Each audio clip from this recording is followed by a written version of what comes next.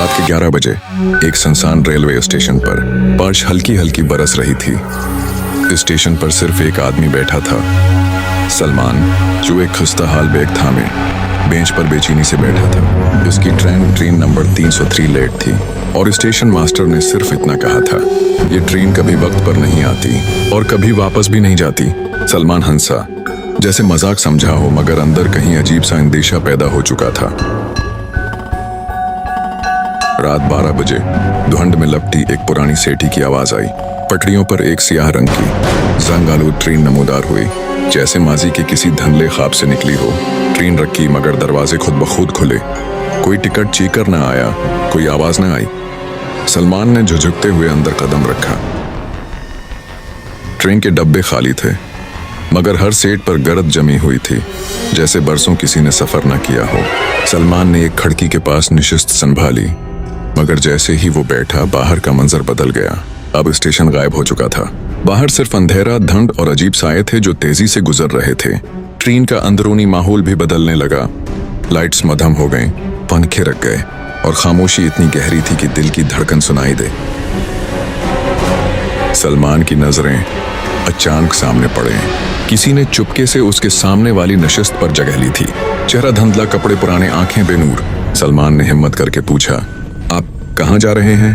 वह शख्स मुस्कुराया और आहिस्ता से बोला, मैं कहीं नहीं जा रहा, मैं तो यहीं हूँ, हमेशा से। सलमान के रोंगटे खड़े हो गए। वो शख्स अचानक गायब हो गया, जैसे कभी था ही नहीं। ट्रेन तेजी से किसी सुनसान जंगल से गुजर रही थी।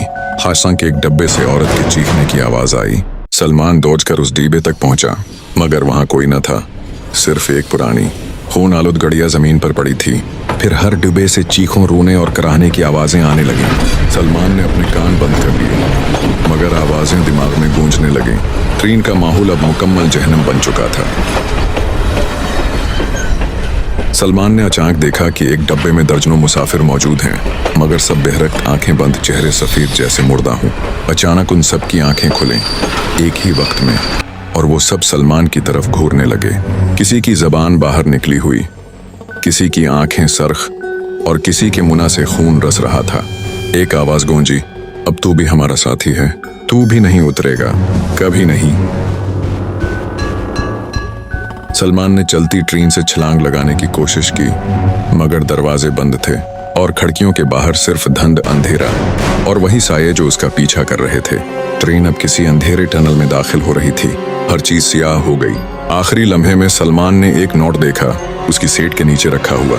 ट्रेन नंबर 303, मुर्दा मुसाफिरों की आखिरी सवारी।